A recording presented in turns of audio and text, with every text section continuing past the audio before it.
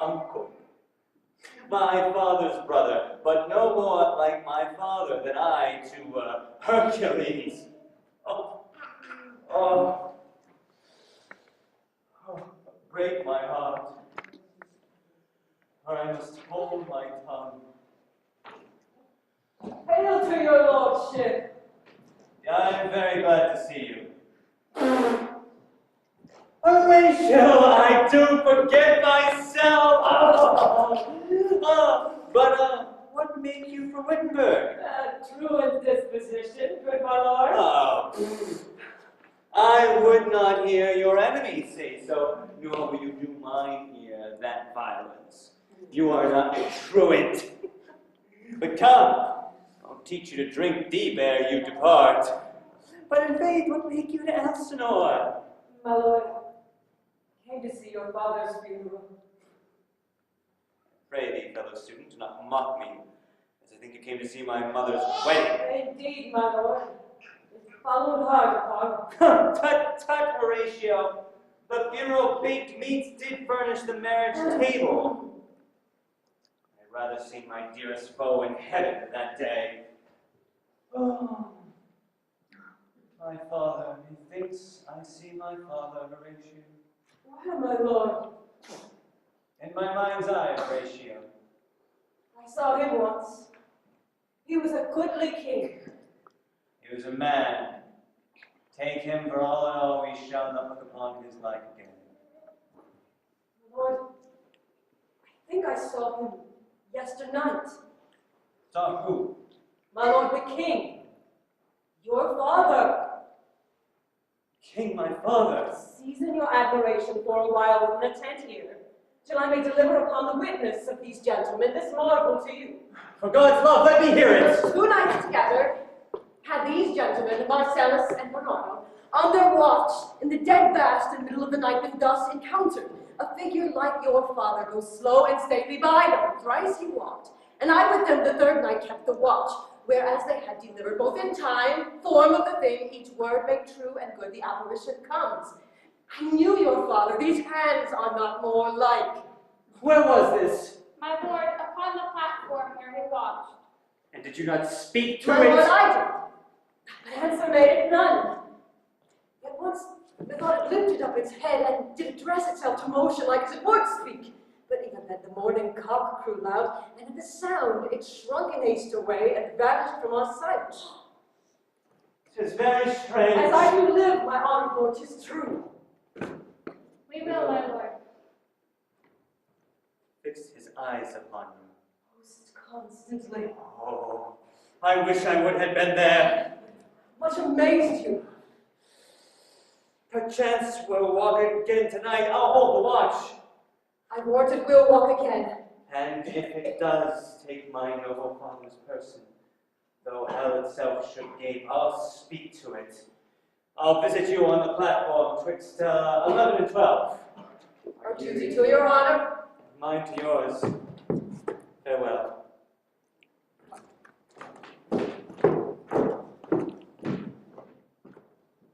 Oh, my father's spirit in arms. All is not well. Oh, I would the night were come. But sit still, my stone. Foul deeds will rise, though all the earth will see them in men's eyes.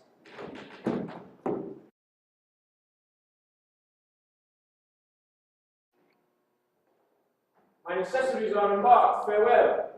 And sister, as the witness gives benefit, and convoy is assisted, do not sleep, but let me hear from you. Do you doubt that? For Hamlet, and the trifling of his favor, a bit of fashion, and a toy in blood, a violent, in the youth of primal nature. Full, not permanent. Sweet, not lasting. The perfume and suppliance of a minute. No. No more but so. Think it no more. For nature crescent does not go alone in thews and bulk. But as this temple waxes, fear it, Ophelia. Fear it, my dear sister. And keep you in the rear of your affection, out of the shot and danger of desire. Virtue itself escapes not calumnious strokes. The canker galls, the infants of the spring, too oft before their buttons be disclosed. And in the morn and liquid dew of youth, contagious blasphemies are most imminent.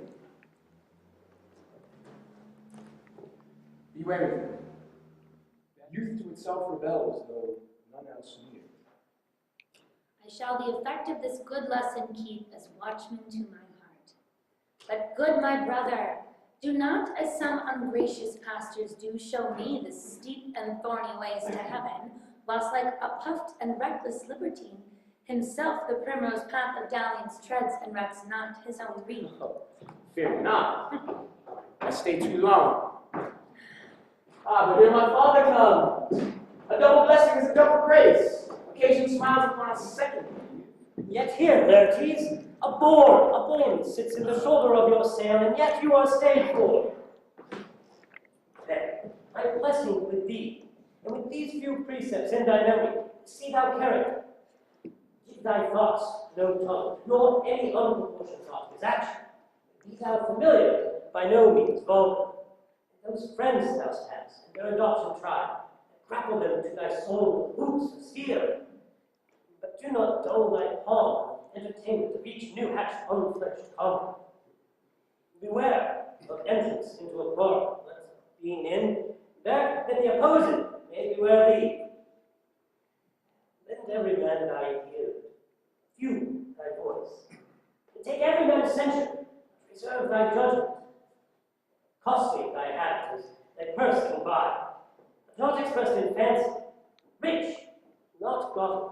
For the apparel oft proclaims the man, and they in France the highest rank and station, or a most select and generous chief in that.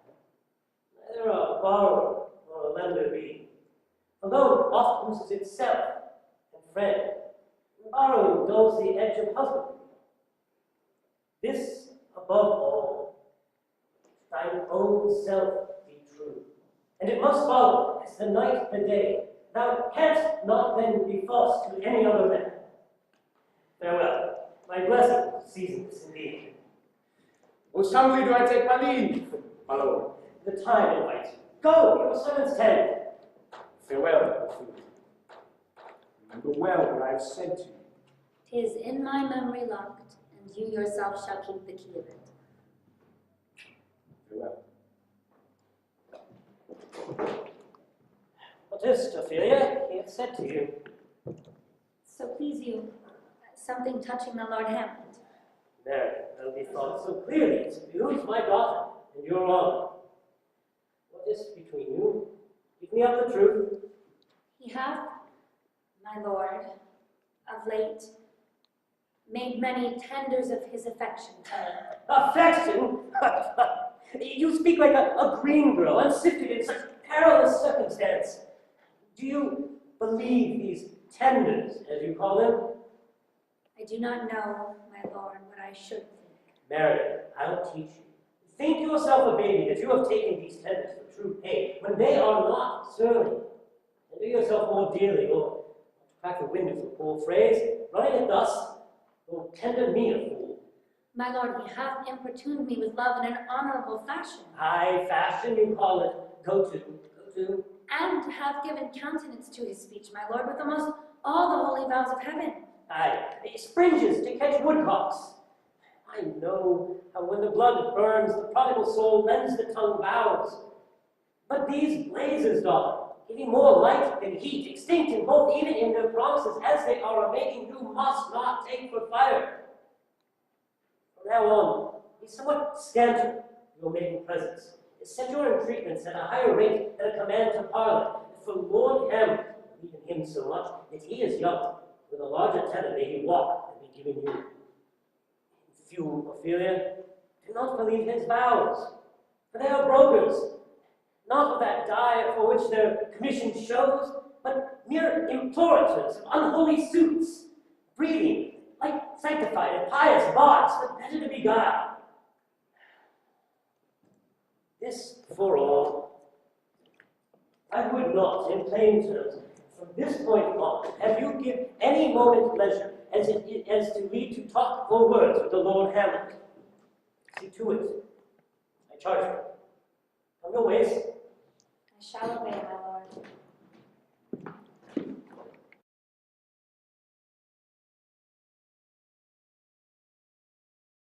You have heard of Hamlet's transformation, so called, since neither the exterior nor the inward man resembles that it was. But it might be more than his father's death that has thus far put him from a knowledge of himself I cannot dream of. Therefore, I entreat you both, vouchsafe your rest here at our court some little time, that by your companies you may draw him on to pleasures, and to define whether it ought that he knows that we do not, that if you can find out, we may be able to help him out of it. Good gentlemen, he hath much talked of you, and sure I am two men there are not living to whom he more adheres. If it would please you to show us so much gentry and goodwill as to expend your time with us a while for the supply and profit of our hope, your visitation shall receive such thanks as befits a king's remembrance. Both your majesties might, by the sovereign power you have of us, put your dread pleasures into more command than do entreaty. But we both obey, and here give ourselves up in the full bed, to our service freely at your feet, to be commanded. Thank you, Rosencrantz and gentle Guildenstern. Thank you, Guildenstern and gentle Rosencrantz, and I beseech you instantly to visit my too much changed son. Go and bring yourselves where Hamlet is. Heavens make our presence and our practices pleasant and helpful to him. Aye, amen.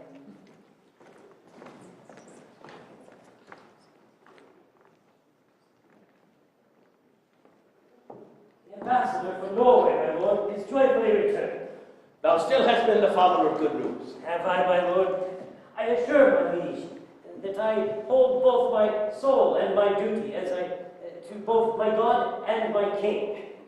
And I think, or else this brain of mine hunts not the trail of policy so sure as it had used to, that I have found the very cause on Hamlet's news. Oh, speak of that. That I do long to hear. First, give admittance to the ambassador. My news shall be the fruit on that great feast. Thyself do grace to him and bring him in. He tells me, dear Gertrude, that he has found the very head and source of all your son's distemper. I doubt it is no other but the name. His father's death and our poor hasty marriage. We shall sift him. Ah, welcome, friend. Say, Voltman, what for my brother Norway? Most fair returns of greetings and desires.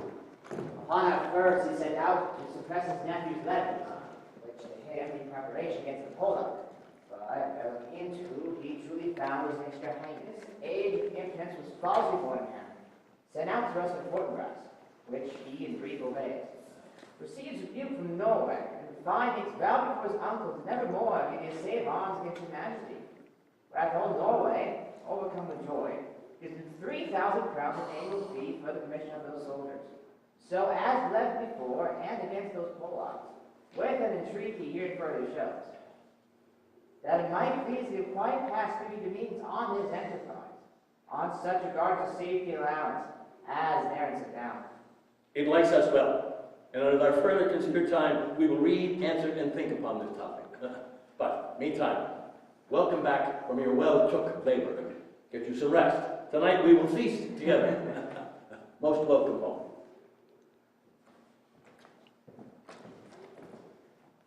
This business is well ended. My lord, madam, to expostulate. Why day is day, night, night, time is time? We're not to just waste night, day, and time. Therefore, since brevity is the soul of wit, and tediousness the limbs of outstretched flourishes, I will be brief. Your noble son is mad.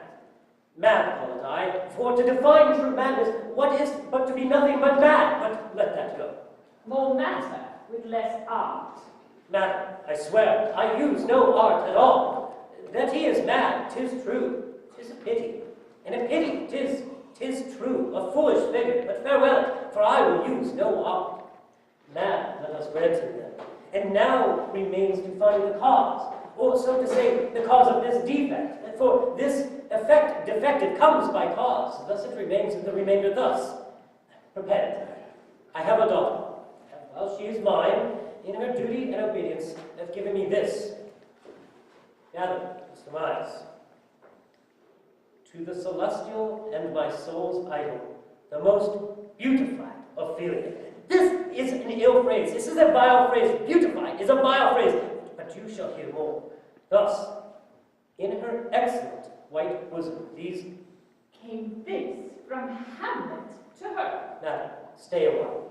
I will be faithful. Doubt though the stars are fiery, doubt that the sun doth move, doubt truth to be a liar, but never doubt I love. Oh, dear Ophelia, I am ill at these numbers. I have not art to reckon my groans, but that I love thee best, oh, most best. Believe it. Adieu. But how had she received his love? What do you think of me? As a man faithful and honorable. I'll fain prove it. I went round to work, and to my young mistress did I bespeak. Lord Hamlet is a prince, out I saw, this must not be. Then these precepts did I give her, that she should lock herself away from his resort. Admit no messengers, receive no tokens. Once done, she took the fruits of my advice, and he rejected short tales. Nay, fell into a sadness, thence a fast, thence a watching, thence a weakness, thence a lightness, thence by his own declension into a madness in which he still raves and all we mourn. You think 'tis this? It may be, very likely. Had there been such a time, I'd fain know it, that I said positively 'tis so, and then proved otherwise. Not that I know. Take this from this, if it be otherwise. If circumstances let me, I will find wherein the truth is hid, were it hidden even in the center. How shall we try it further? You know, sometimes he walks 4 hours together here in this lobby. So he does indeed. At such time, I will loose my daughter to him. Be you and I behind an arras to mock the encounter. If he love her not, or not be fallen from his reason therein, let me not be a servant to a state, but keep afar the cause. We will try it. But look where sadly the poor wretch comes reading. Away, I beseech you both away. I will board him presently.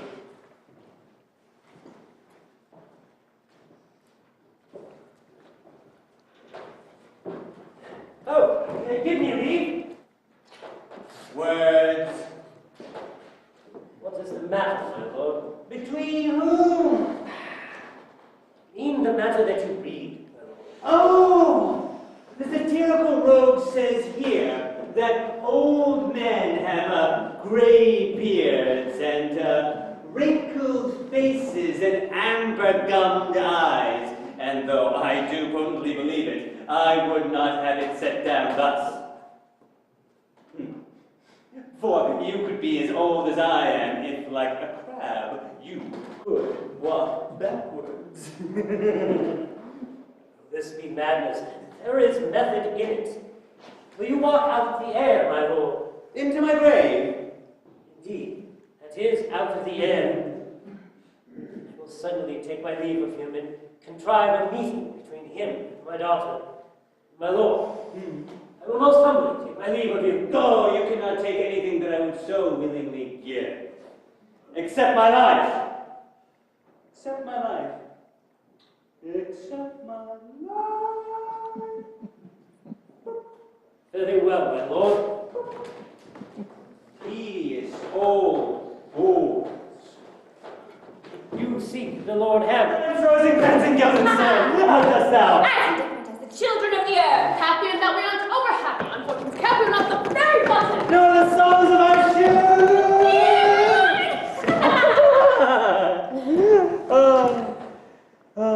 live about her waist?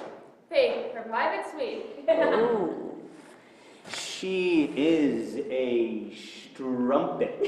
Come, what's the news? None, my lord, that the world's grown on. God! Then doomsday is near. But your news is not true. What by the hand of fortune sends she to you to prison hither? Prison, my lord. Aye, Denmark's a prison. And the world is one.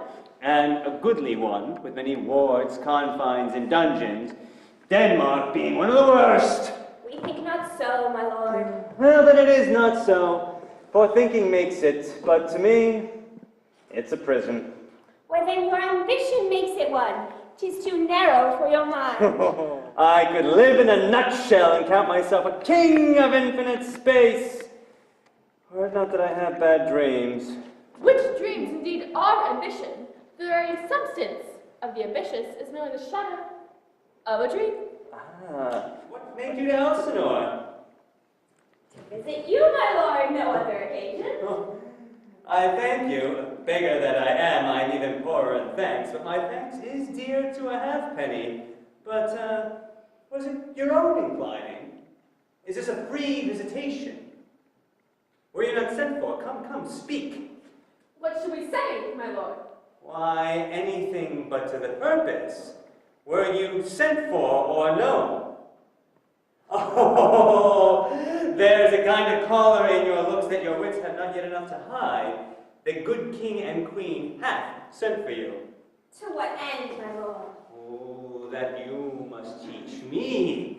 Now let me conjure you by our ever-preserved love, by our dear friendship. He was sent for. Ha! Oh, what a piece of work is man! How noble in reason, how infinite in faculty and form, an action like an angel, an apprehension how like a god. Oh, the beauty of the world, the paragon of animals. It is the quintessence of dust, but man delights me not, nor woman neither. But by your smiling, you seem to say it is not so. My lord, there was no such stuff in my thoughts. And then why did you laugh when I said man delights me not? To think He was sent for. Ha! Oh, what a piece of work is man! How noble in reason, how infinite in faculty and form, an action like an angel, an apprehension how like a god. Oh, the beauty of the world, the paragon of animals. It is the quintessence of dust, but man delights me not, nor woman neither. But by your smiling, you seem to say it is not so. My lord, there was no such stuff in my thoughts. And then why did you laugh when I said man delights me not? To think, if you delight not in man, what Lenten entertainment the players shall receive from you. We coated them on the way, and hither they are coming to offer you service. Oh! In that place the king shall be welcome. How came they thus? They were better in profit and reputation. I think their inhibition comes by means of the late invasion. Are they still so resilient as they were when I was in the city? For then... They are the players. Well be with you. Come, Rosencrantz and Guildenstern. I am only mad northwest. I know there's not yet out of the swaddling clouds. Happily, he's the second time come to them, for they say an old man is twice a child. I will prophesy the coming of the players. Mark you. On Monday morning, sir. My lord! Lord, I have to hear it. Oh, buzz. On my arm. And each upon his ass. The best players in the world, either for tragedy, comedy, history, pastoral, comical, historical, pastoral, tragical, historical, tragical, comical, historical, pastoral, scene indivisible, or poem unlimited. Seneca cannot be too heavy, nor Plautus too light, for the law of writ and liberty. These are the only men.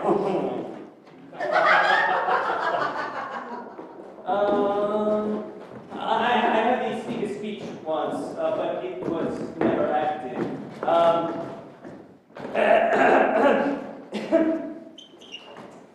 The rugged Pyrrhus. It Pyrrhus. That is not it. The rugged Pyrrhus, like a Hyrcanian beast, with mothers, brothers, fathers, sons, as the streets run red with gore, and Pyrrhus with carbuncle eyes and... Oh, so proceed you. Forgot. Well spoken, sir. With good accent and discretion. Run barefoot up and down, threatening the flames with bits and broom. A clout upon that head, where late the diadem stood, and for a robe about her lank and all o'erteemed loins, a blanket to the alarm of fear caught up, who this had seen with tongue in venom steeped, 'gainst fortune's stake would treason have denounced. But if the gods themselves did see her then, when she saw Pyrrhus make malicious sport, in mincing with his sword her husband's limbs, the instant burst of clamor that she made, unless things mortal moved them not at all, would have made milk the burning eyes of heaven, and trapped passion in the gods.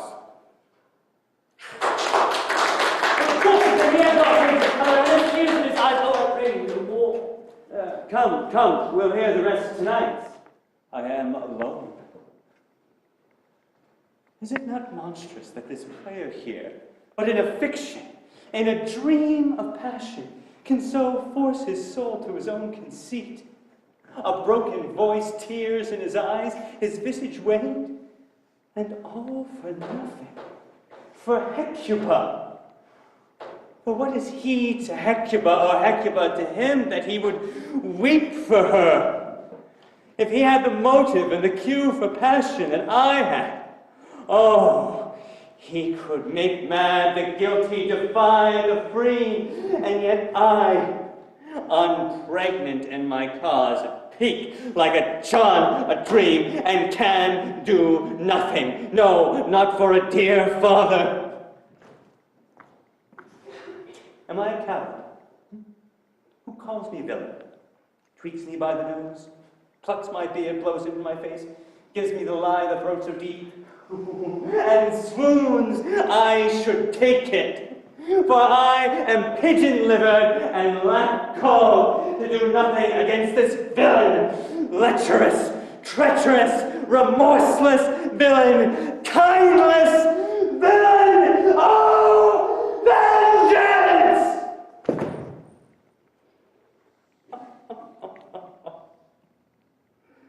Oh, what an ass am I!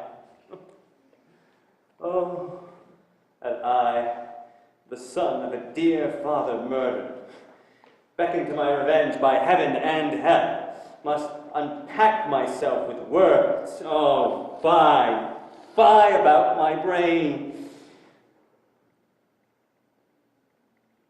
I will have these plays play something like the murder of my father. I'll observe mine uncle, I'll tempt him to the quick, and if he but blench, I will know my course. The spirit I've seen may be the devil, and the devil can take a pleasing shape, yea, and perhaps in my sadness and my melancholy, he tempts me to damn me. I'll have grounds more than this. The play's the thing!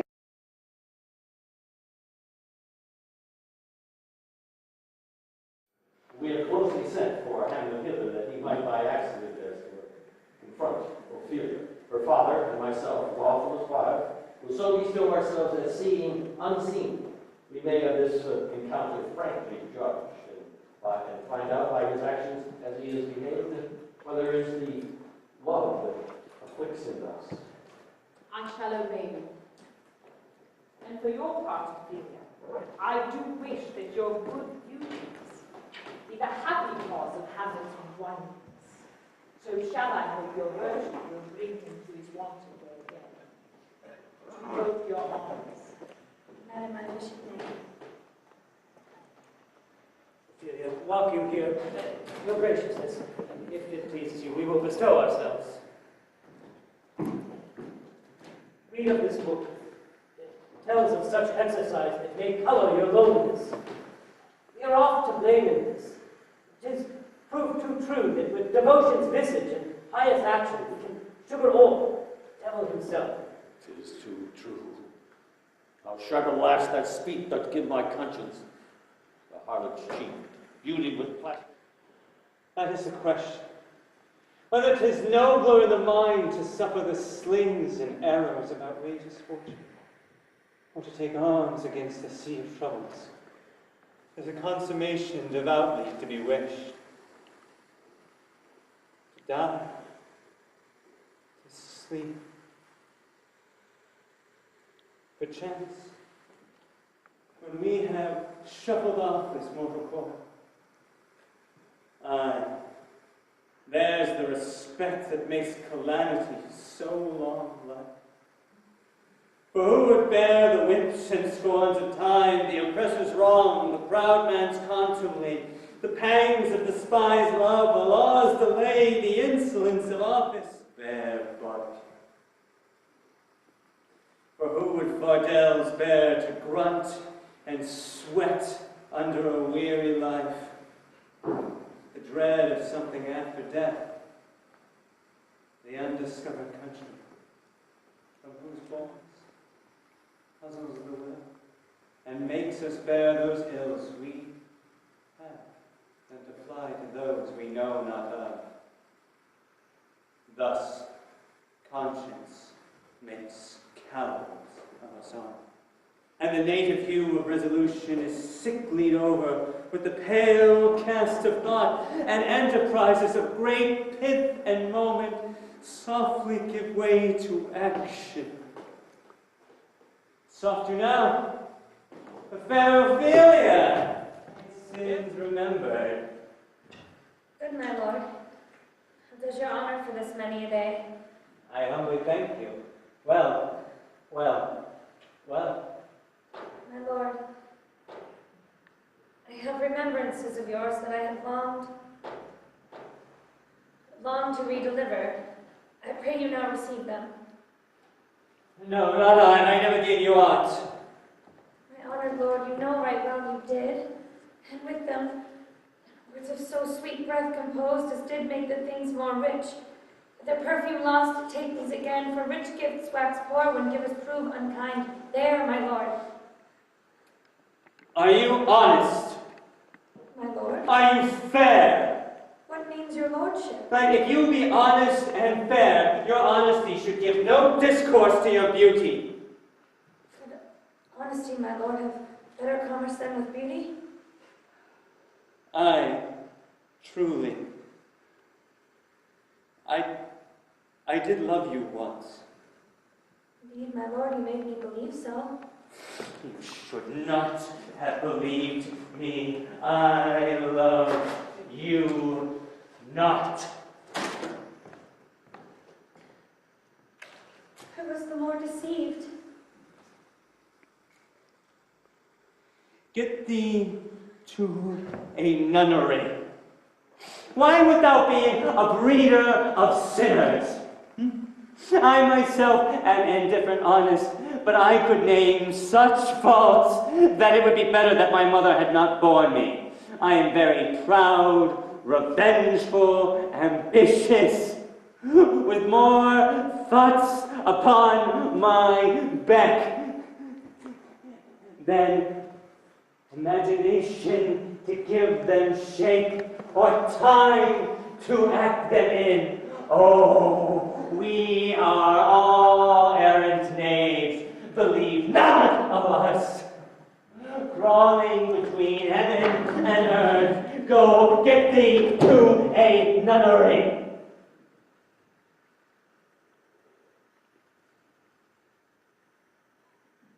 Where is your father? At home, my lord. Then may the doors be shut upon him, that he plays the fool in no house but his own. Farewell! Oh, sweet heavens!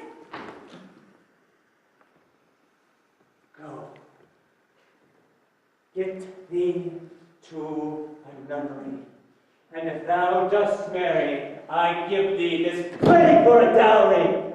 Be thou as chaste as ice, as pure as snow, thou shalt not escape calumny. Get thee to a nunnery. Go! Oh, what a noble mind is here, the glass of fashion and the mold of form. The observed of all observers quite down, and I, of ladies most deject and wretched, that did suck the honey of his music vows, now see that most noble and sovereign reason, like sweet bells jangled out of tune and harsh, that unmatched form and feature of blown youth, blasted with ecstasy. Oh, woe is me to have seen what I have seen, to see what I see. Love, his affections do not that way tend. Nor what he spake with this, I with quick determination thus set it down. He shall with speed to England. Haply the seas and countries different, with variable objects shall expel this something settled matter in his heart, whereon his brain still beating keeps him from a fashion of himself. What think you on it? It should do well. It's still, I think, the origin, the commencement of his love, his grief, sprung from neglected love. How now, O dear? If she find him not, to England send him, or confine him, whichever your wisdom sees best. It shall be so. Madness in great ones must not unwatched go.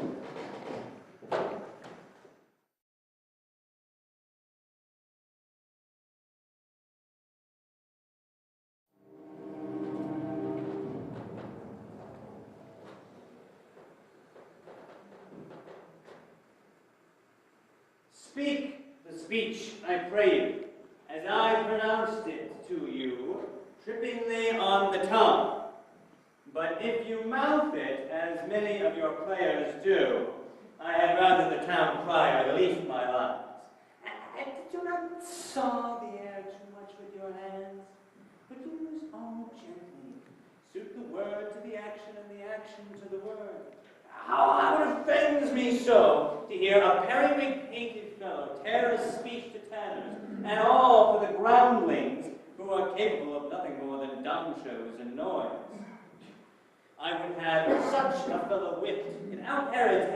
I pray you, avoid it. I warrant, Your Honor. But be not too tame neither. But for the purpose of playing is and always has been to hold the mirror up to nature. I hope they have reformed that indifferently with us. Go, perform it all. Go, get me ready. Ah, Horatio! Yes, sweet lord, at your service! And I was looking for Horatio. I'm having these players play something of the murder of my father, which I did tell thee of. Observe my officer. If he do a plench, we know our course. Still we have seen may be a devil. Well, my lord, if we steal off the world's displays, playing and escape detecting, I will pay the theft. Go, get you to your place. My lord, will the king see this piece of work? And the queen too, and presently. Will you help to hasten the players? Will you help to hasten him? We will, my lord.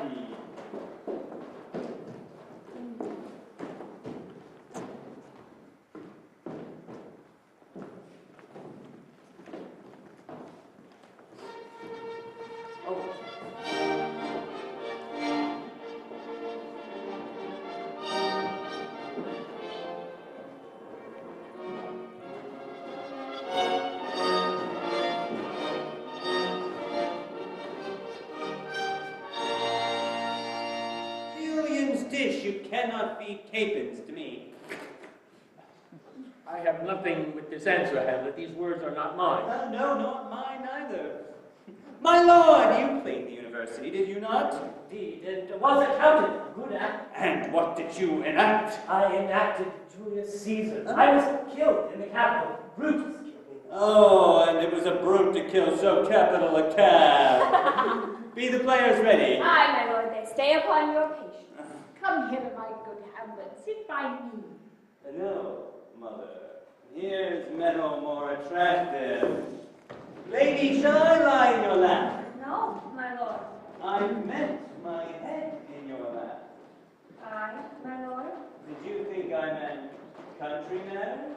I think nothing, my lord. Happy my mother is, and these last 2 hours my father dead. Nay, my lord, 'tis twice 2 months. Oh, gone 2 months, and not yet forgot. Well, let the devil wear black-eyed suited sabers. But come, players!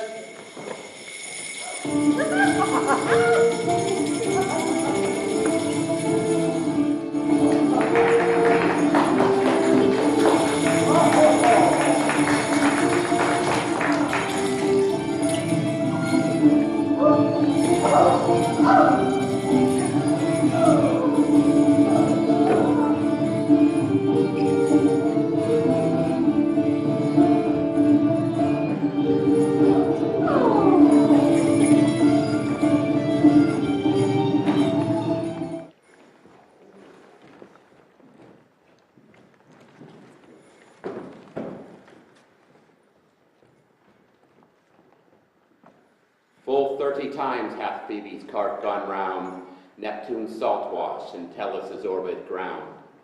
And 30 dozen moons with borrowed sheen about the world have times 12 30s been. Since love our hearts and Hymen did our hands unite communal in most sacred bands. So many journeys may the sun and moon make us again count o'er, and love be done. But woe is me, you are so sick of late, so far from cheer and from your normal state that I distrust you. Yet, though I discovered you, my lord, if nothing must, for woman's fear and love holds quantity, in neither aught or in extremity. Now, what my love is, proof hath made you know, and as my love is sized, so my fear is so. Where love is great, the littlest doubts are fear. Where little fears grow great, be treason in my breast. In second husband let me be accursed.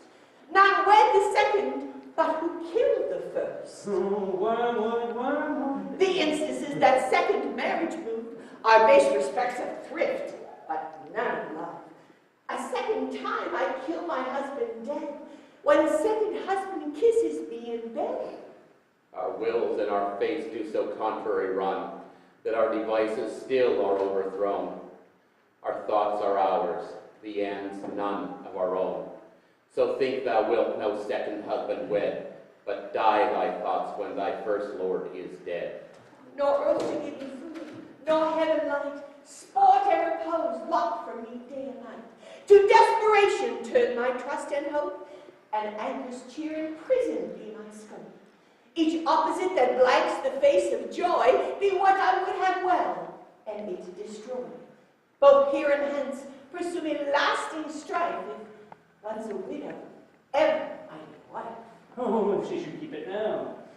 'Tis deeply sworn, sweet, leave me a while.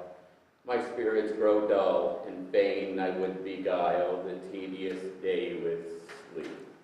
Sleep rock thy brain, and never come mischance between us twain.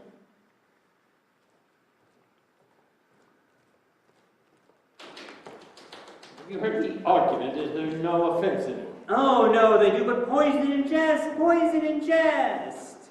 What do they call the play? The mousetrap, madam. See, here is an image done of a murder in Vienna. Oh, this is the Duke Baptista and his wife Gonzago. But I pray thee, come, murderer, come. Croaking raven does sound, seeks to his revenge.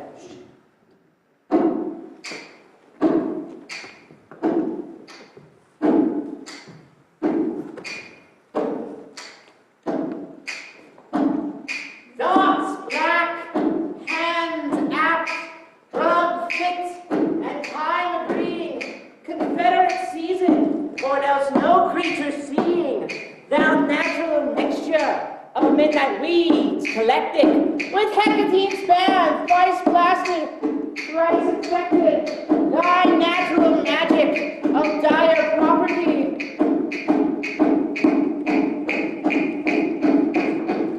At wholesome life, you serve obediently.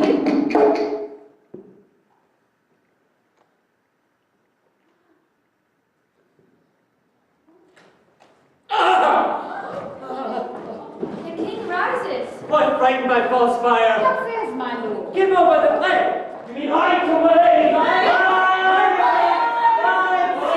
Lights! Give me light! Oh, Horatio, I'll take the ghost word for 1,000 pounds. Oh. Good, my lord. Vouchsafe me an answer with you. Sir, a whole history. The king, sir, Go, what of him? is in his retirement marvelous distemper. Oh, with drink, sir. No, my lord, rather with choler. Oh, what would thou have me do?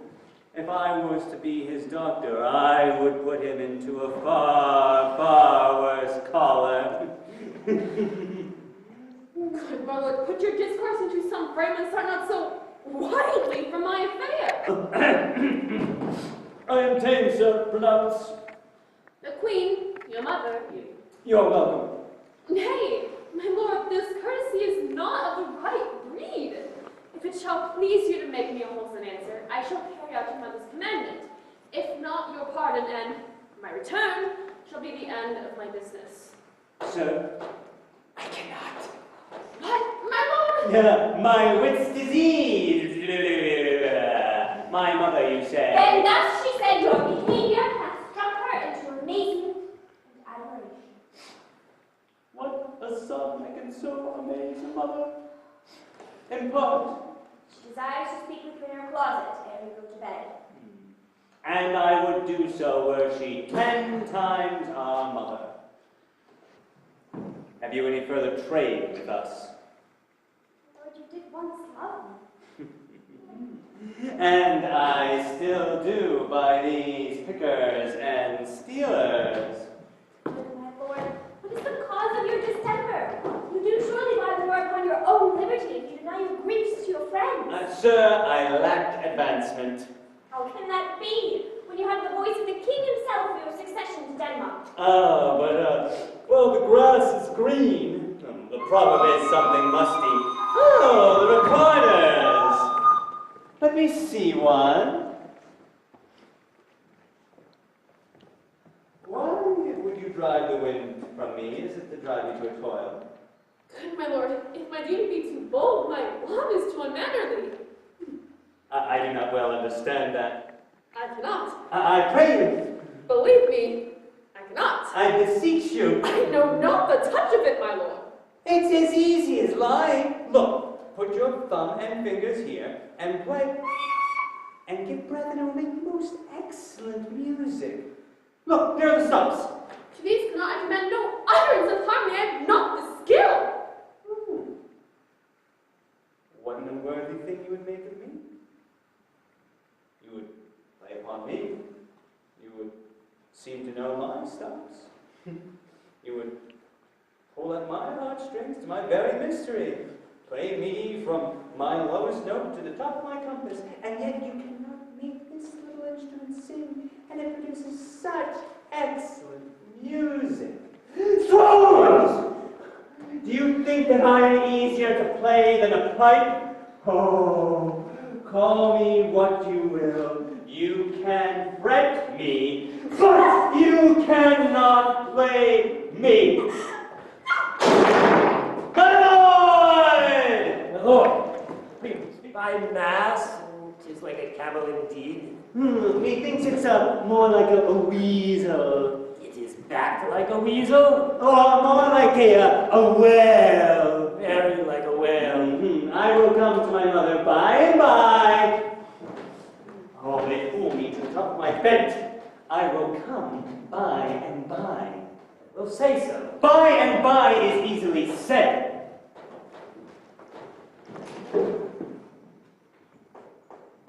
Leave me, friends.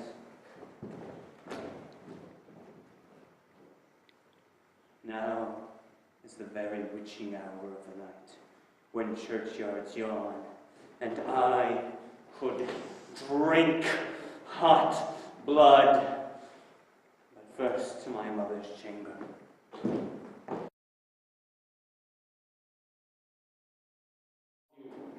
The terms of our estate may not endure hazards so dangerous that the cowardly grow out of his lunacies. We ourselves will provide. Most holy and religious purities keep those many, many bodies safe that live and feed upon your majesty.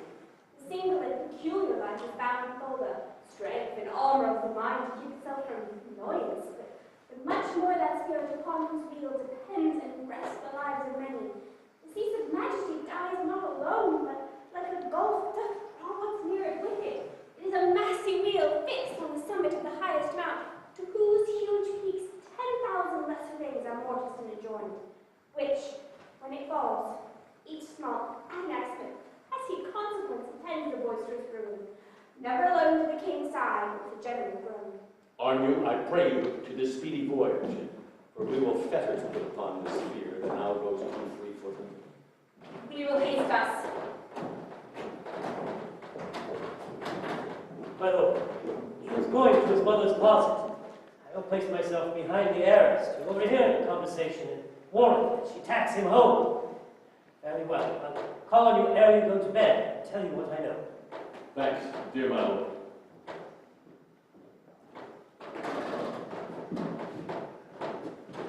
Oh, my offense is blank. It smells to heaven. It had the primal eldest curse on it, a brother's murder. Oh, pray, can I not, though inclination be as strong as will? My stronger guilt defeats my strong intent, and like a man to double business bound, I stand in pause where I should first begin and both neglect. What if this cursed hand were thicker than itself with brother's blood? Is there not rain enough in the sweet heavens to wash it white as snow? And whereto serves mercy but to confront the visage of offense? And what's in prayer but this twofold force?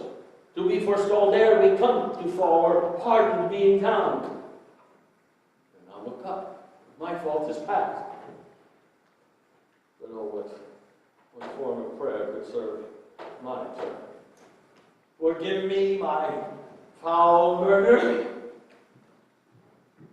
That cannot be, since I am still possessed of those effects for which I did the murder, my crown, my own ambition, and my queen. May one be pardoned and retain the offense? The corrupted currents of this world, offence's gilded hand may shove by justice, and oft 'tis seen the wicked prize itself buys out the law. But 'tis not so above. There is no shuffling. There the action lies in its true nature, and we are compelled even to the teeth and forehead of our faults to give in evidence. What then? What rests? Try what repentance can, what can it not? What can it when one cannot repent? Oh, wretched state, oh, bosom black as death, oh, limed soul that's struggling to be free, art more engaged. Help, angels, make a say. Thou, stubborn knees and heart with strings of steel, be soft as sinews of the newborn babe. All may be well.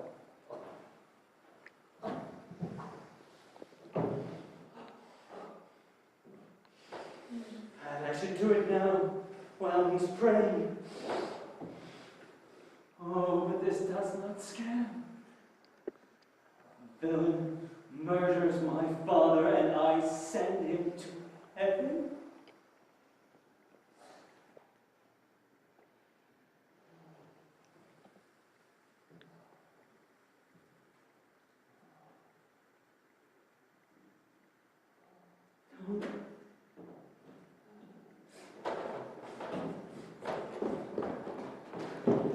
My words fly up, my thoughts remain below.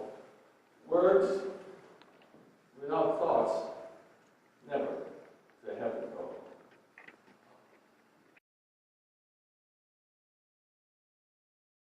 Oh, I hear him coming. Oh, Mother! Now, Mother, what's the matter? Hamlet, thou hast thy father much offended. Mother, thou hast my father much offended. Come, you answer with an idle tongue. Go, you question with the wicked one. Why, how now, Hamlet? Oh, what's the matter, Mother? Have you forgot me? By the rood, no.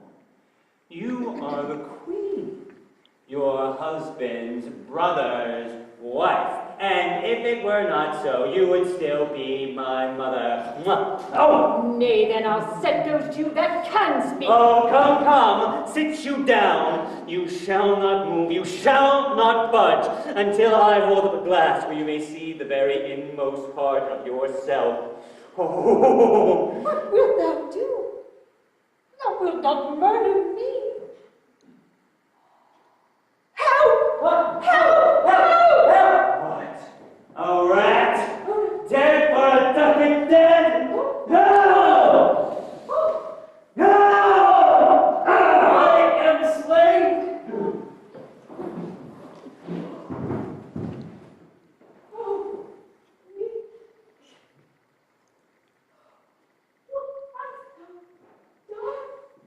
Hey, I don't know. It's the king.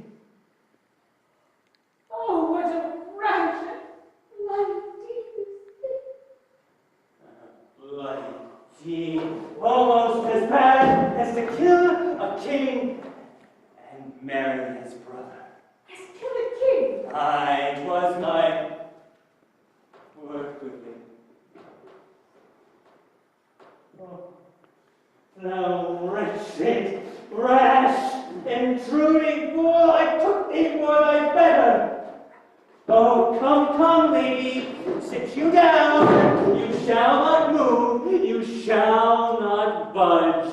Oh, cease up wringing of thy hands, for I will wring your heart, if it be made of penetrable stuff, and damned custom hath not made it a bulwark against sense.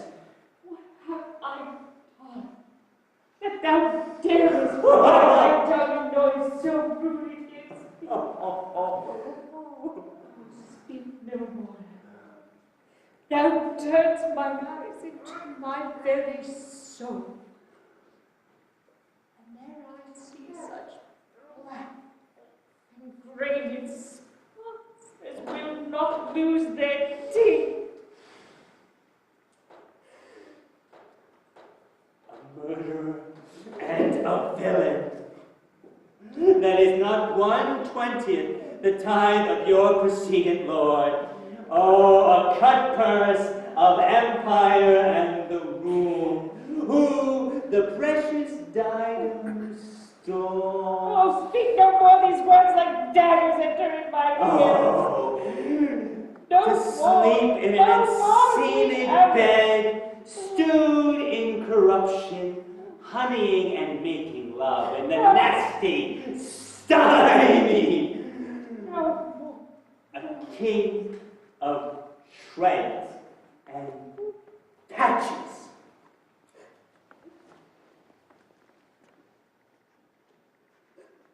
Oh, angels and ministers, come not your tardy son to chide, for that unspeakable act which has not yet been done.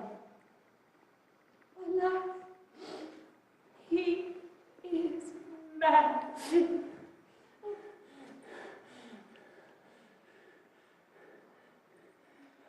How dost thou with you, lady?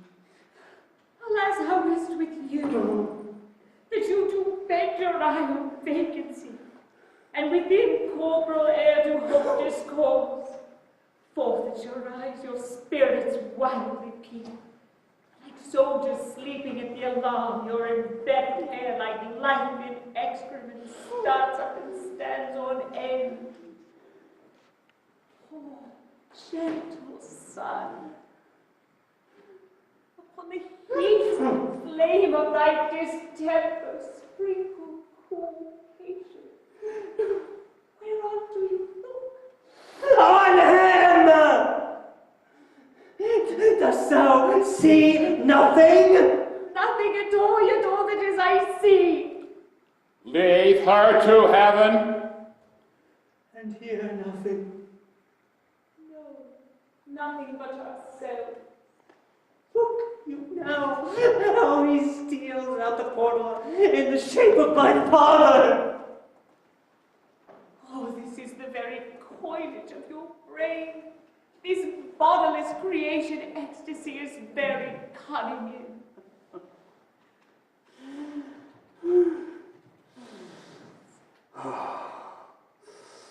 Oh, heaven hath made it so to make me its judge, and it hath cursed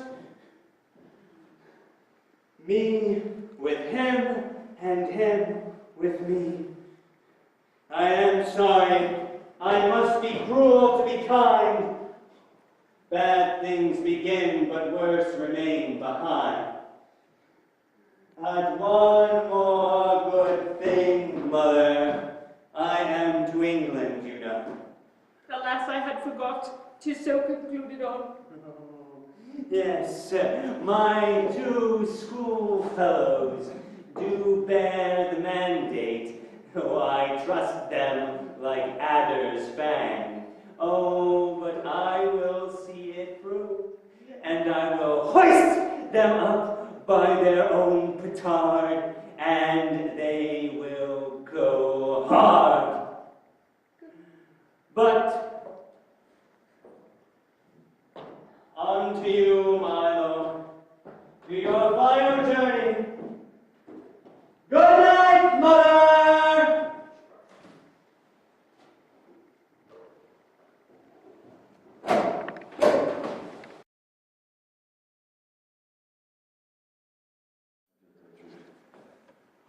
His freedom is a threat to all, to you yourself, to us, to everyone. Oh, how shall this bloody deed be answered? It will be laid to us, whose providence should have kept restricted and out of sight of this mad young man. So much was our love, we would not know what should be done. Now, oh, we must answer this.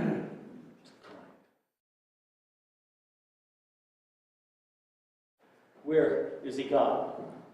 To draw apart the body he had killed, for whom his very madness, like some ore among a mineral of metal space, shows itself pure. He weeps for what is done. Come, away, Gertrude. The sun no sooner shall the mountains tops, but we will ship him hence.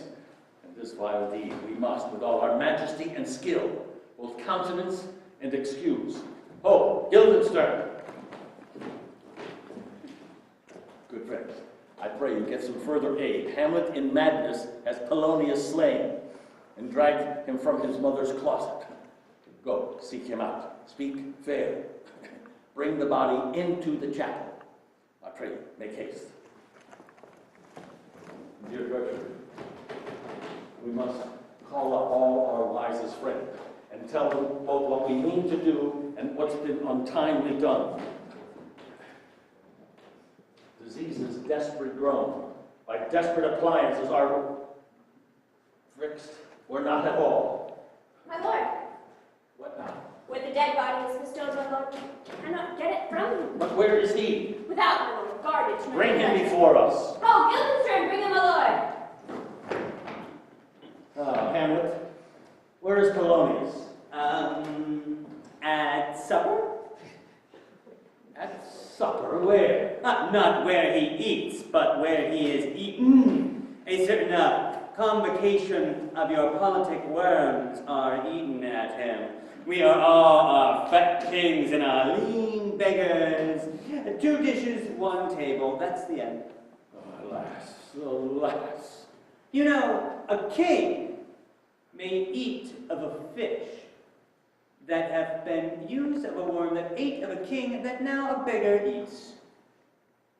What dost thou mean by this? Oh, nothing but to show how a king may go through the guts of a beggar. Where is Polonius? In heaven! Have your messenger seek him there. If not, go look for him in the other place yourself. And if you not find him within the month, you'll nose him in the lobby. Go, seek him there. He'll stay till you come. Helen, this deed for thy especial safety, which we do tender as we dearly care for what thou hast done, must ship thee hence with fiery quickness. So, the bark is ready, the friends await, the winds that help, and all is bid for England. For England! Aye, Hamlet. Good! So it shall be if you know our purpose. Oh, I know a cherub when I see one. But come, friends, for England. Goodbye, mother. Thy loving father, Hamlet. Man and wife is of one flesh, therefore mother and father, mother. Mwah! Follow him at foot. Tempt him with Nothing all.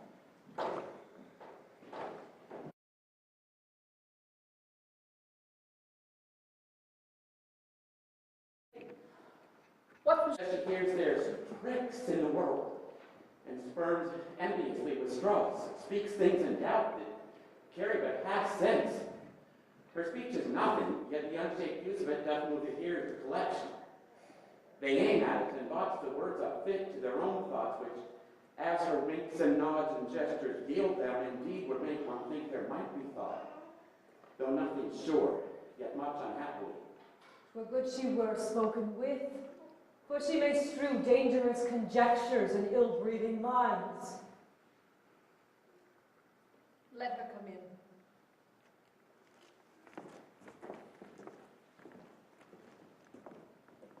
To my sick soul, as sin's true nature is, each toy seems prologue to some great amiss. So full of artless jealousy is guilt, it spills itself in fearing to be spilt.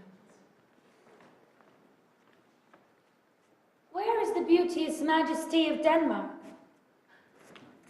Why, how now, Ophelia? How should I your true love know from another one? By his cockle hat and staff, and his sandal shoe. Oh, alas, sweet lady, what imports this song? Say, nay, pray, mark! He is dead and gone, lady. He is dead and gone. At his head a grass green turf, at his heels a stone. Nay, but Ophelia. Pray, mark! White his shroud as the mountain snow. Alas, my lord, Guarded with sweet flowers, which bewaft to the grave did go, with true love showers. How do you, pretty lady? Well, God ill do.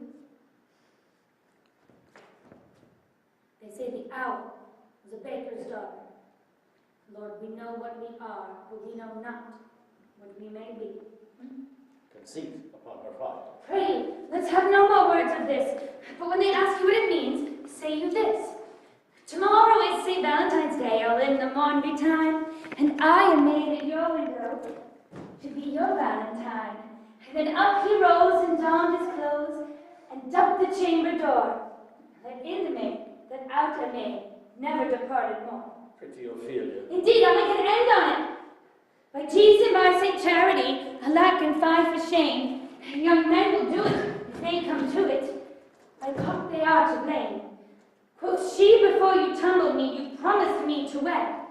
So what I had done by yonder sun, hadst thou not come to my bed. How long had she been thus?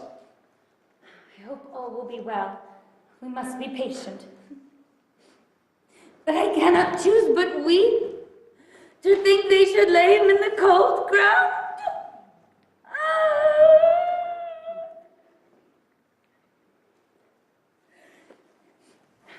My brother shall know of it, and so I thank you for your good counsel. Come, my coach. Good night, sweet ladies. Good night. Good night. I pray you, give her good watch. Alack, what noise is this? Where are my spiters? On the door! What is the matter? Save yourself, my lord. The ocean of appearing of his list even of the platform. I thank you. Keep the door. O thou vile king! Give me my father! Oh, my goodness. That drop of blood that's cold proclaims me bastard! Cries cuckold to my father! Brands the harlot! Even here, between the chaste unsmirched brow of my true mother! What is the cause, Laertes, that thy rebellion looks so giant-like? Leave me. Do not fear our person. There's a divinity that doth hedge a king, that treason can but peep to when it would, acts little of his will. Tell me, Laertes, why? Speak, man, what's your problem? Where is my father? Dead. But not by him. Let him demand his fill. How came he dead? I'll not be troubled with. To head allegiance, vows to the blackest devil, conscience and grace to the profoundest pit. I dare damnation. To this point I stand, that both the worlds I give to negligence. Let come what comes, only I'll be revenged most thoroughly for my father. Who shall sway you? My will, not all the world. And for my means I'll husband them so well they shall go far with little. Good Laertes, if thou desirest to know the certainty of thy dear father's death, is it written in your rebellion that swoopstick you will drag in both friend and foe, winner and loser? None, but his enemies. Would you know them then? To his good friends, thus wide I ope my arms, and like the kind life-rendering pelican, repass them with my blood. Well, now you speak like a good child and a true gentleman, that I am guiltless of your dear father's death, and deep in grief for it, it shall as level to your judgment pierce as day does to your eye. How now? What noise is that? Phew.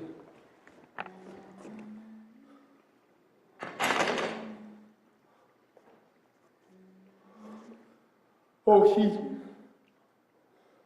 Dry up my brains. Tears 7 times salt.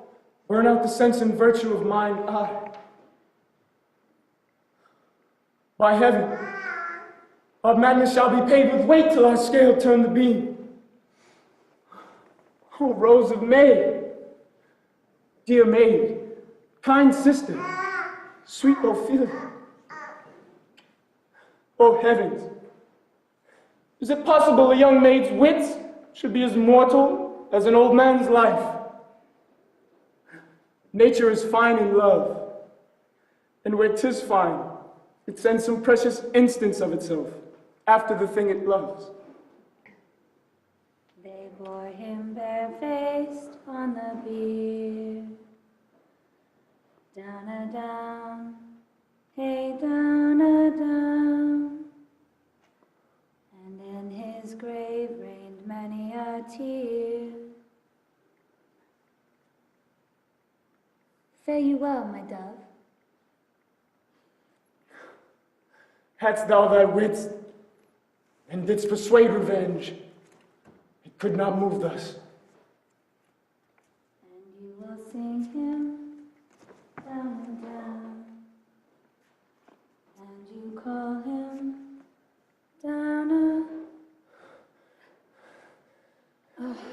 still becomes it. It is the false steward that stole his master's daughter. This nothing's more than matter. Here's rosemary. That's for remembrance. Pray, love, remember. And here's pansies. That's for thoughts. A documented madness. Thoughts and remembrance fitted. And there's fennel for you. And columbine. And there's rue for you. And some for me. We may call it a grace o' Sunday. You must wear your rue with the difference. And there's a daisy. I would give you some violets, but they withered all when my father died. They say he made a good end. Thought and affliction. Passion. Hell itself she turns to favor and to prettiness. And will he not come again? And will he not come again? No, he is dead. Go to thy deathbed, he will not come again. His beard was as white as snow. All flaxen was his poll. He's gone. He is gone, and we cast away moan. God have mercy on his soul. And of all Christian souls, I pray, God be with you. Do you see this? Oh God! Good Erie, I must commune with your sorrow, or you deny me right. Go you but apart. Find the wisest friends that thou hast, and they shall hear and judge twixt you and me. If by solid hand or by default thou find'st us touched, we will our kingdom give, our life, our crown, everything we call ours to you in satisfaction. But if not, you must be content to lend us your patience, and we will work together jointly with your soul to give you due content.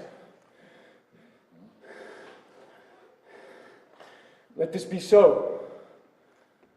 My father, his means of death, his obscure funeral, no trophy, sword, no hatchment over his bones, no noble right, patient, cry to be heard, as 'twere from heaven to earth, that I must call it into question. And so you shall. And where the offense is, let the great axe fall. Come, follow me. Come, Gertrude.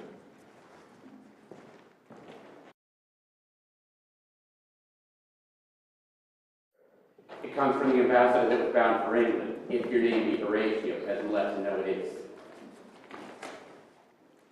Horatio, when thou shalt have overlooked this, give this fellow some means to the king.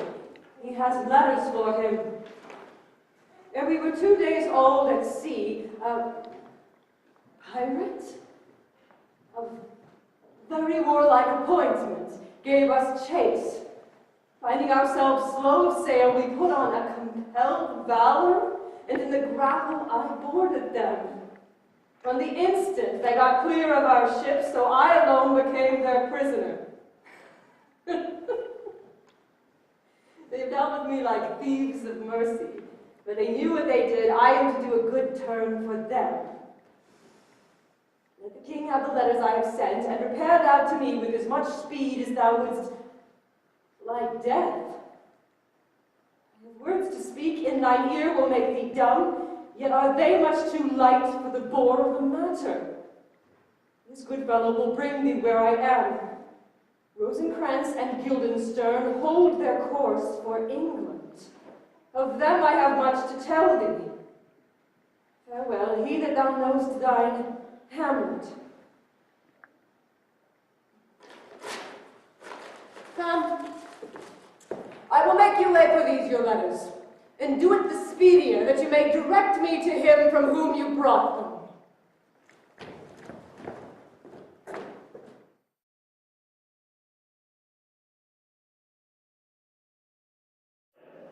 For you have heard, and with a knowing ear, that he who hath your noble father slain pursued my life. It well appears. Tell me why you proceeded not against these feats, so crimeful and so capital in nature, as by your safety, wisdom, all things else, humanity were stirred up. For two special reasons, which to you may seem much unsinewed, but to me they are strong. The queen, his mother, lives almost by his looks.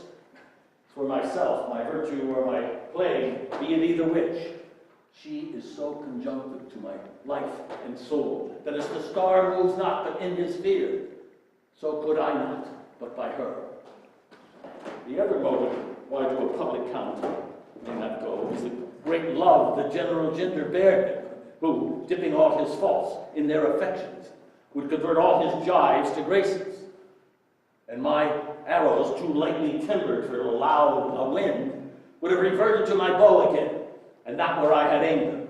And so am I, a noble father lost, a sister driven into desperate terms, whose worth, if praises may go back again, stood challenger on mount of all the age for her perfections. But my revenge will come! Break not your sleeps for that.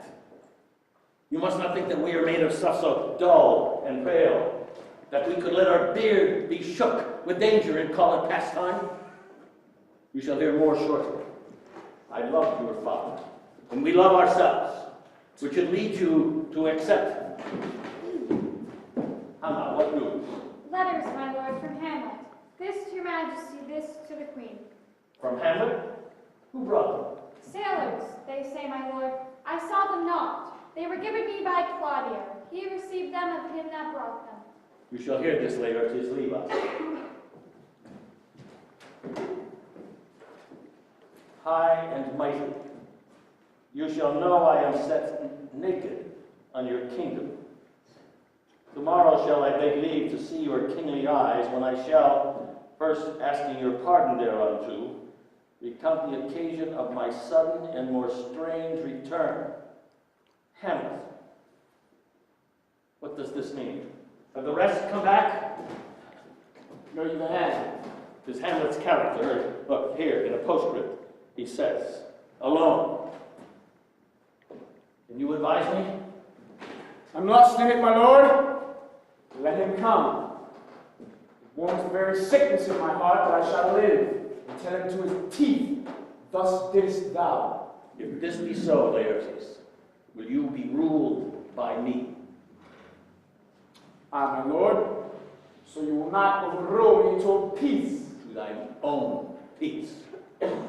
If he be now returned, I'll work into an exploit now written in my device, that even his mother would have called his death an accident.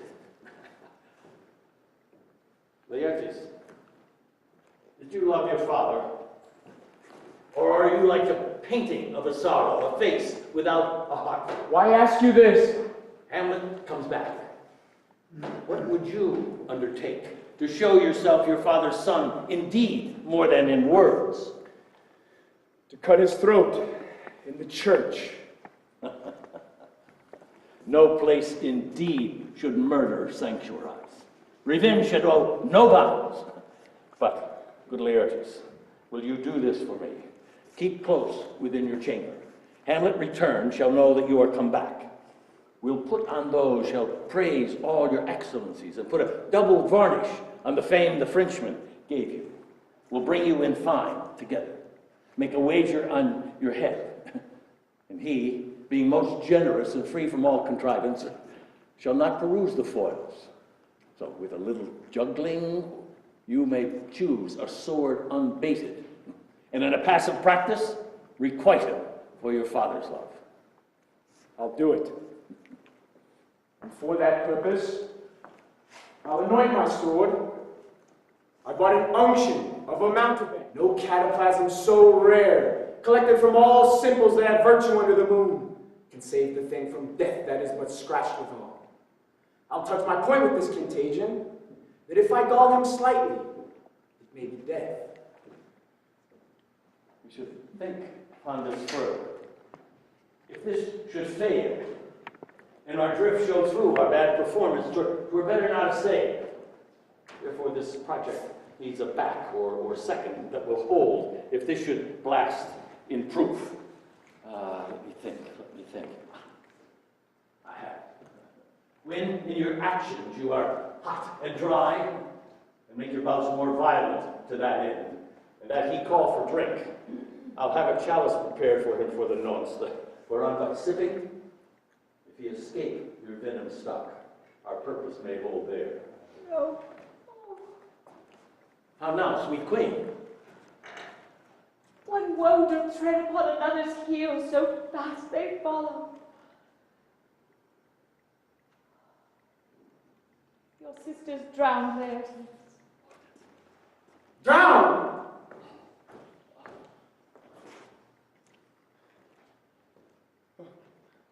Where? There's a willow, grows aslant a brook, a glassy stream. And there with fantastic garlands did she come. The crow's flowers, nettles, daisies, and long purples. Liberal shepherds give a grosser name, but our cold maids do dead men's fingers hold. No. There on pendant boughs her coronet weeds clamoring to hang. An envious sliver broke. No. And down her weedy trophies and herself fell into the weeping brook. Her clothes spread wide, and mermaid like a while they bore her up, which time she chanted snatches of old tunes as what incapable of her own distress. No. Like a creature native and endued unto that element, but long it could not be to that her garments, heavy with their drink, pulled the poor wretch from her melodious play unto muddy death. Alas, then she is drowned. Drowned. Too much of water hast thou for Ophelia. And therefore I forbid my tears. Nature her custom holds. Let shame say what it will. When these are gone, the woman will be out. Adieu, my lord. I have a speech of fire that fame would blaze, but that this folly doubts it. Come, Gertrude, let us follow him. How much I have to do to calm his rage, and now fear I this will give it start again. Come, let's follow.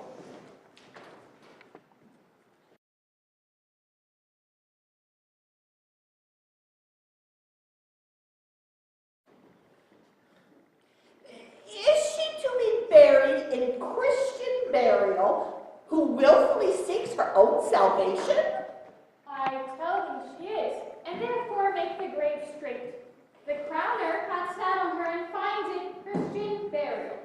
How can that be, unless she drowned herself in her own defense? Why, 'tis found so. It must be seo fundendo. It cannot be else, for here lies the point. If I drown myself wittingly, it argues an act, and an act hath three branches. It is to act, to do, to perform. Argo! She drowned herself wittingly. Nay, but hear you, good men. Oh, give me leave. No, give me leave. Here lies the water. Good. Here stands the man. Good. If the man go to the water and drown him, it is willy-nilly. He goes. Mark that. But if the water come to the man and drown him, if not himself. Argal, he who is not guilty of his own death shortens not his own life.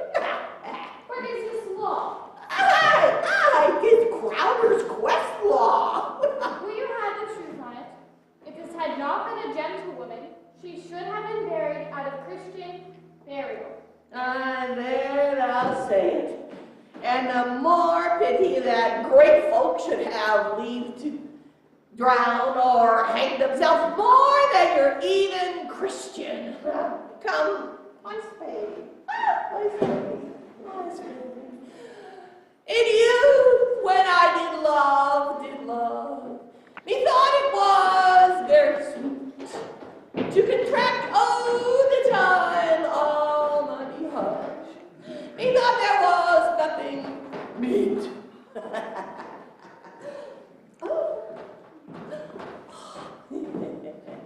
And this fellow knows sense that he sings at grave making. Custom hath made it in him a property of easiness.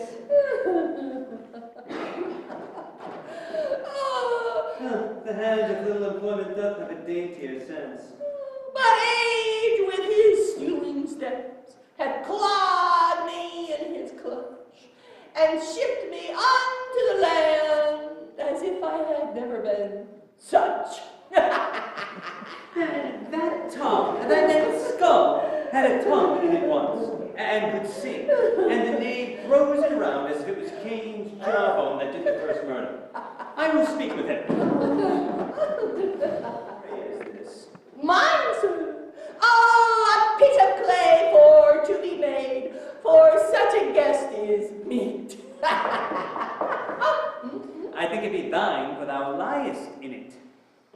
You lie out on, sir, and so it is not yours. For my part, I do not lie in it, and yet it is mine. Thou dost lie in it to say it is thine.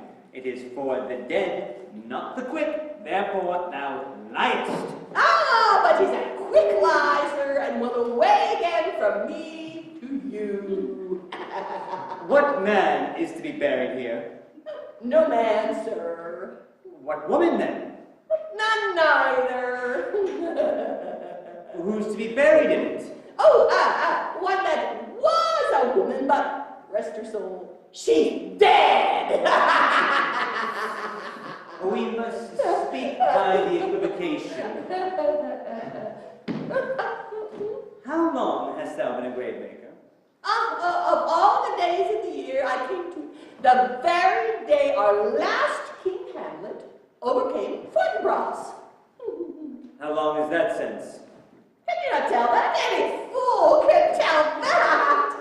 It was the very day that young Hamlet was born. He then is mad and sent to England. Why was he sent to England? Because he was mad. He will recover his wits there, or if not, it will be no great matter there. Why? It will not be seen in him there. There the men are as mad as he. Oh. How came he mad? Very strangely, they say. How strangely. Oh, faith, he was losing his wits. Upon what ground? Denmark! I have been sexton here, man and boy, 30 years. How long will a man lie in the ground ere he rot? Faith, if he be not rotten before he die, with many pocky courses nowadays that will scarce hold the laying in, he will last you some 8 year or 9 year. A tanner will last you 9 year. Why he more than another? Oh, his hide is so tanned from his trade, he will hold out water a great while. And water is a sore to care of your horse and dead body.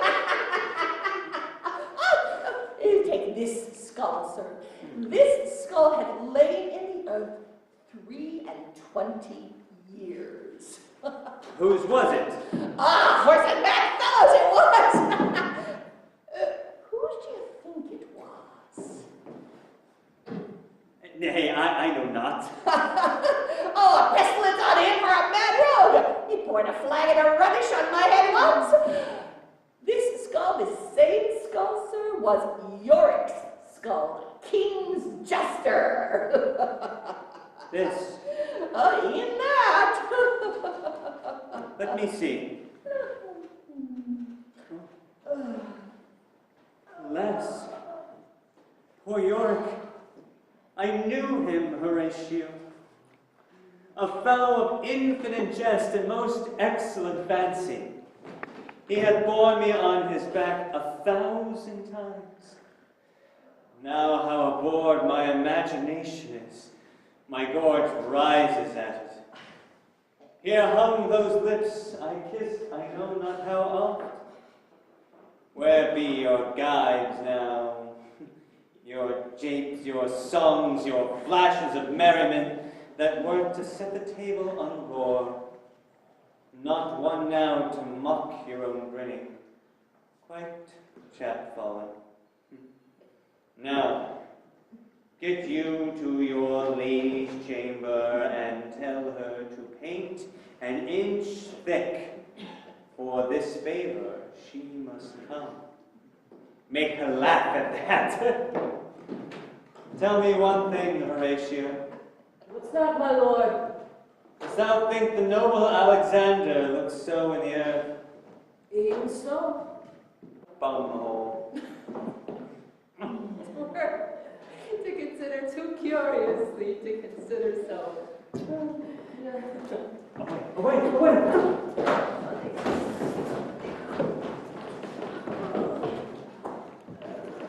What ceremony else? That is Laertes, a very noble youth, mark. What ceremony else? Her obsequies have been as far enlarged as we have warrantized.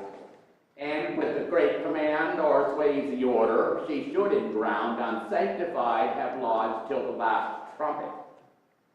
Yet here she's allowed her charitable prayers, her virgin prayers, and the maiden struments of advantage.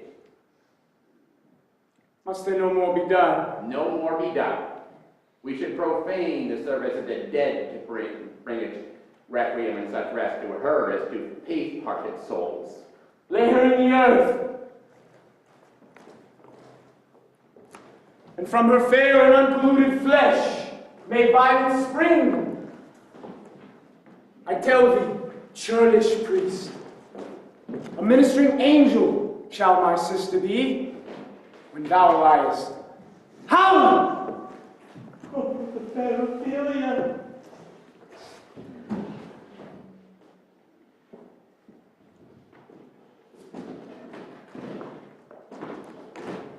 Sweets to the sweet fair birth. I hope thou shouldst have been my Hamlet wife. I thought thy bride bed to have decked sweet name, not have strewn thy grave. Thy most ingenious sense deprived thee of. Hold off the earth a while, till I have caught her once more in my arms.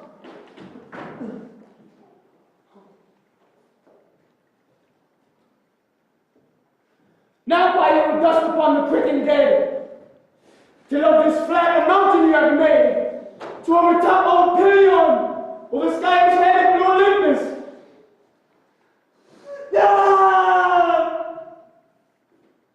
Who cries out such in grief? It is I, Hamlet the Dane. Oh, the devil take my soul! Artemis under there! My lord! Be quiet!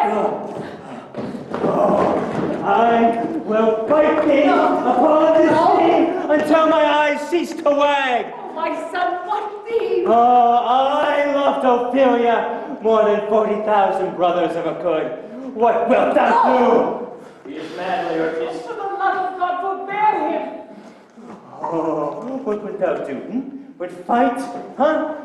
Would fast? Would drink a beetle? Eat a crocodile? Oh, do it! Thou thinkst to outface me by leaping in her grave. Be very fast, for I'll do it too. Oh, this is madness. And thus a while the fit will work on him. Anon, as patient as the female dove when that her golden couplets are disclosed. His silence will sit through him. How dare you use me thus? I have ever loved you. But Hercules, do what he may, the cat will mew, and the dog will have his day. Give him good watch, I pray. Strengthen your patience in our last night's speeches. We'll put them back. An hour of quiet shortly shall we see. Till then, in patience, our proceedings be.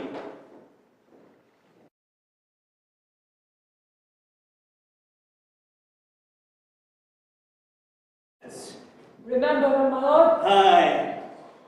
The darkness and the sea grown scaped about me. I stumbled through until I found their grand commission. And oh, what royal knavery, health imparting to England and Denmark too. But alas, that my head should be clean struck off. Is it possible? Oh, read it at thy leisure. Thus, netted around with villains, I sat me down and wrote a new commission. Wilt thou know what I wrote? I beseech you. That the bearers, with no shriving time allowed, should be put to sudden death. So Rosencrantz and Guildenstern go to it. What? What a king is this? What wilt thou have me do? What dost thou think?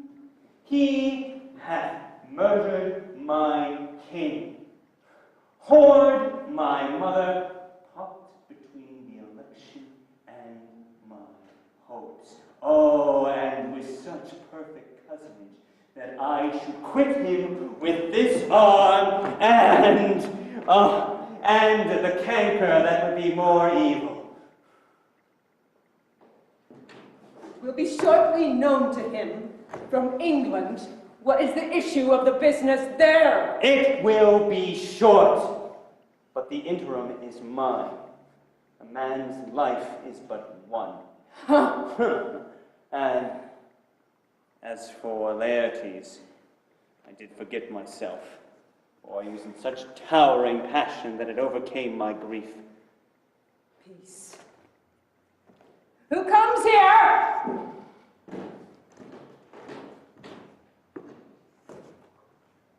Your lordship is right welcome back to Denmark. The king, sir, hath laid that in a dozen passes between yourself and Laertes, he shall not exceed you 3 hits. He hath laid down 12 for 9, and it would come to immediate trial if your lordship would vouchsafe the answer. How if I say no? I mean, my lord, the opposition of your person in trial. Oh, well, it is the breathing time of day. Let the foils be brought, and I will win for his majesty if I can. If not, I lose nothing but the odd hit and my dignity. Shall I redeliver you even so? Even so. I commend my duty to your lordship. And yours to yours. Such royal knavery, and oh.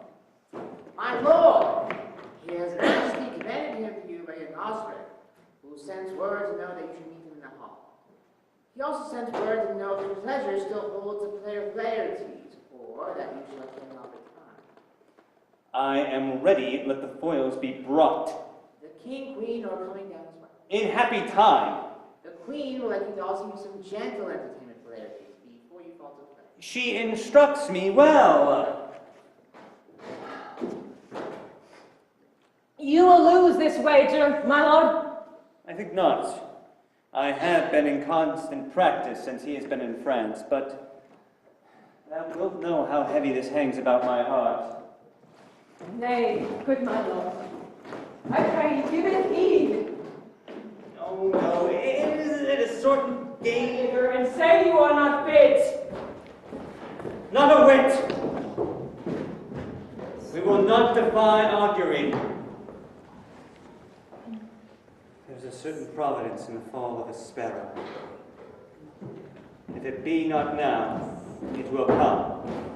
If it will not come, it will be now. But it will come.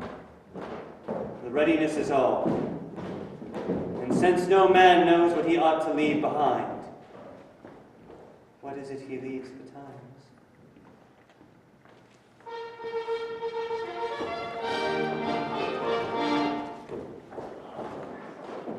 Take this hand for me.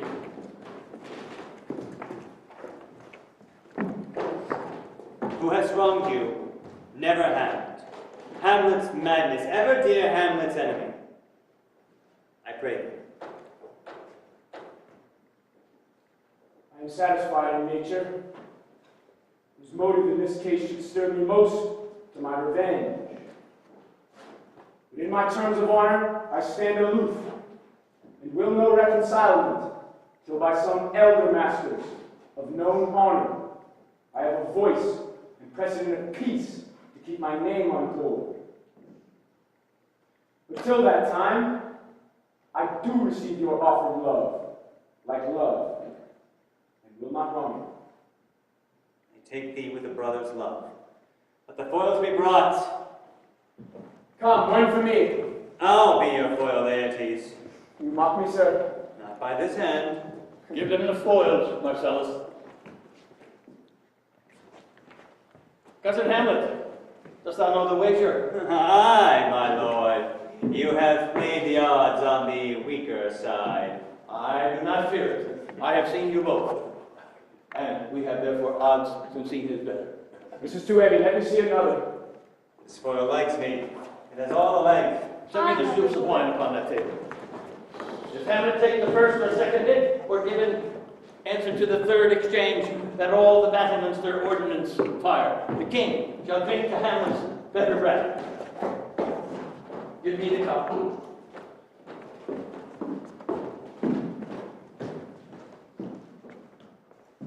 Let the kettle, let the trumpets speak. The trumpets to the cannoneers without, the cannons to the heavens to earth. The king drinks to Hamlet. Come, begin.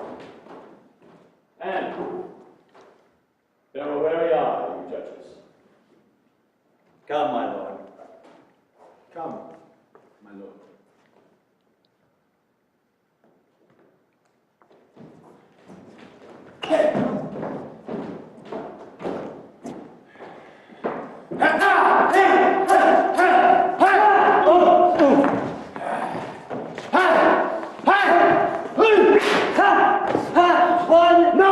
Judgment? A hit, a very powerful. Again! Stay, the king drinks to Hamlet. Hamlet, this pearl is thine. Give him the cup. Put it by a while. I'll play this round first.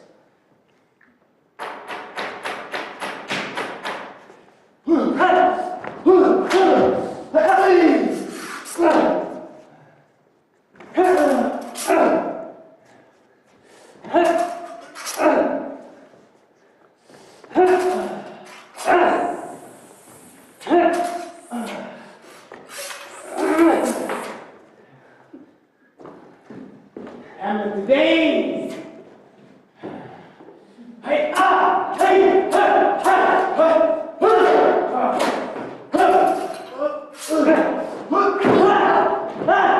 Another, what say you? A touch that you confess! My son will win. He is fat and scant of breath. Oh, Here, Hamlet, take my napkin and wipe thy brow.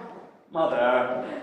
Oh, the queen carouses to thy Oh, force. Gertrude, do not drink. I will, my lord. I pray you, pardon me.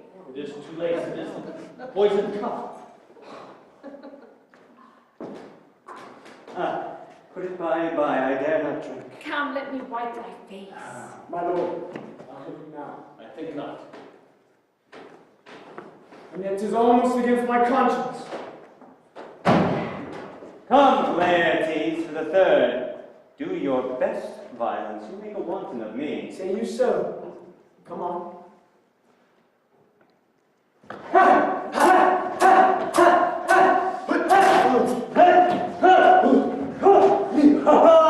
Judgment, judgment! Done. Now your way. Hamlet, My lord! Have at you now!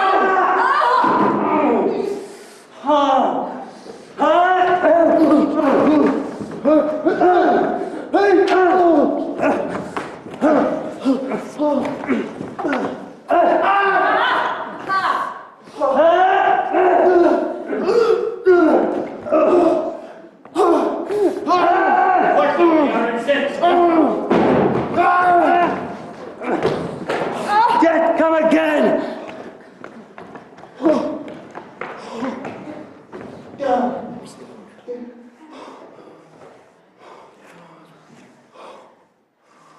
Mother? What? The queen there, Mom!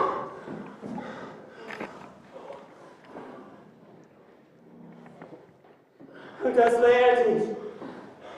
Why, as a woodcock to mine own springs, Marcellus, I am justly killed with mine own treachery. How does the queen? she swoons to see thee bleed. No! No! The drink! The drink! Oh, my dear. The drink! The drink! Poison!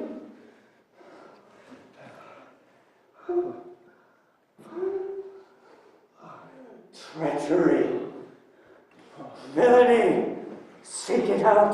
Let the doors be locked. Seek it out. Seek it out. It is here, Hamlet! Hamlet, thou art slain. No medicine in the world can do thee good. In thee there is not half an hour of life. The treacherous instrument is in thy hand. Unbaited and envenomed, the foul practice hath turned itself on me. Lo, here I lie, never to rise again. Thy mother's poison. I can no more. I can no more. The king is to blame. Unbaited and envenomed too.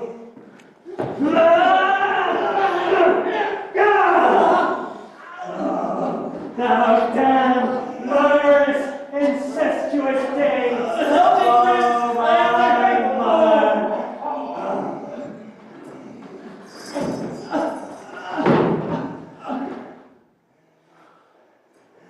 He is justly served. It is a poison tempered by himself. Exchange forgiveness with me, noble Hamlet.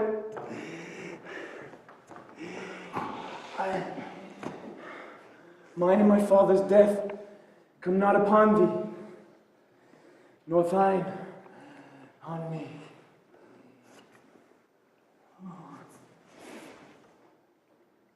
Heaven make thee free of it.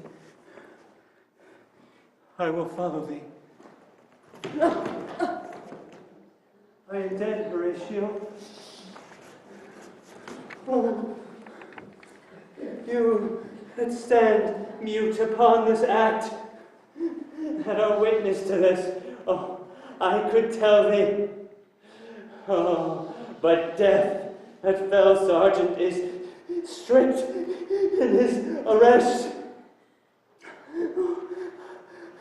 I am dead, Horatio. Thou livest to tell my story. Never believe it. I'm more an antique Roman than a Dane. Here's yet some liquor left. Then give me the cup if thou art a man. God! Oh. Horatio, what a wounded name is this. If thou ever did love me, leave our felicity a while to tell my story. What warlike noise is this? Young Fortinbras, from conquest off in Poland, with the masters of England comes his warlike volley.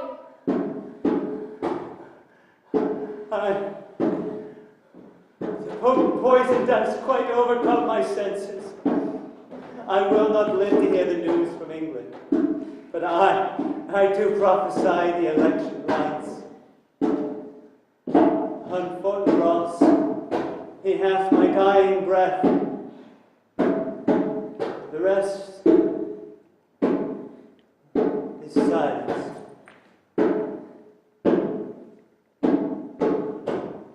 Cracks of noble hearts. Good night, sweet prince. May flights of angels sing thee to thy rest.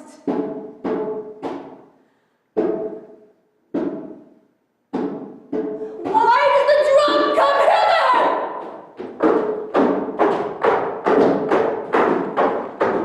What is this sight? What is you will see? If aught of woe or wonder, cease your search. This chord cries on havoc. O proud death, what feast is toward in thine eternal cell, that thou so many princes at a shot so bloodily hast struck? The sight is dismal, and our fares from England come too late. The ears are senseless that would give us hearing, to tell him his commandment is fulfilled, that Rosencrantz and Guildenstern are dead. Where should we have our thanks? Not from his mouth had it the ability of life to thank you. He never gave commandment for their death. But since, so jump upon this bloody question, you from the Polack wars and you from England are here arrived. Give order that these bodies high on the stage be placed to the view. And let me speak to the yet unknowing world how these things came about.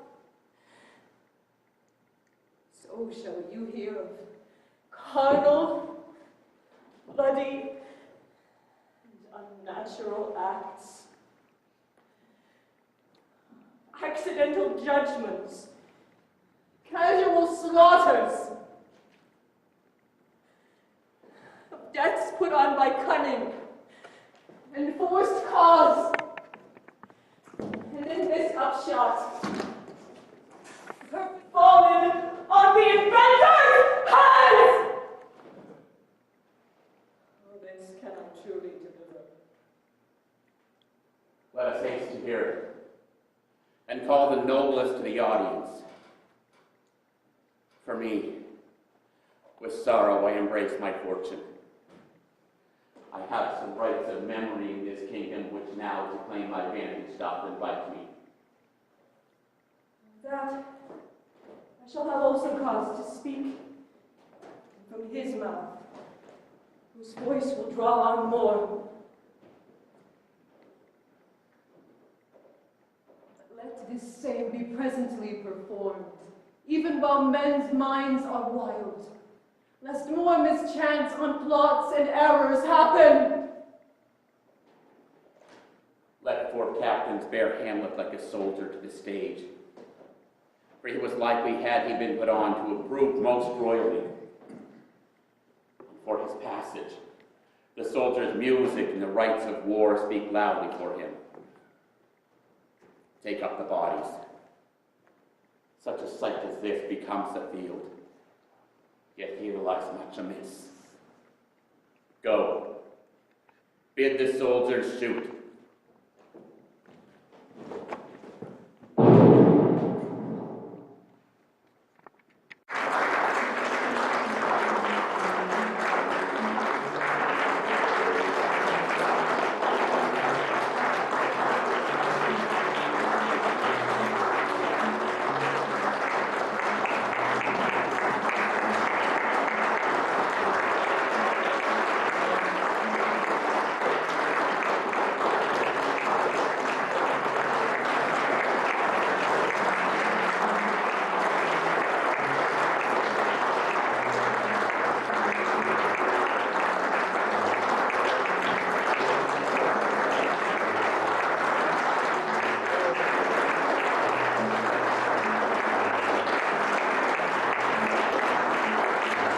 Thank you.